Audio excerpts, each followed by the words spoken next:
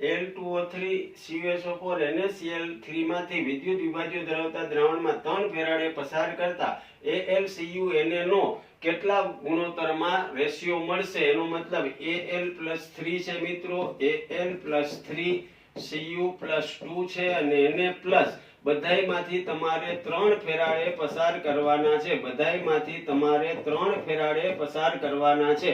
તો કેટલા મોલ મળશે? આવો પ્રશ્ન છે. Al+3 માં 3 ફેરાડે પસાર કરો એટલે 1 મોલ એલ્યુમિનિયમ મળે, 1 મોલ. હવે તમારો વારો આવ્યો કોપર. કોપરમાં 2 ફેરાડેથી 1 મોલ મળે, 3 ફેરાડેથી કોપર છે 1.5 મોલ મળે, એટલે કે 3/2 મોલ મળે.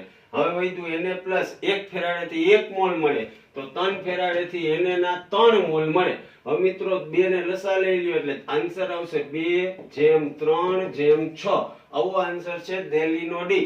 ઝડપી જાઉં છું, લોંગ વિડીયો પણ જોજો શોર્ટ ની સાથે.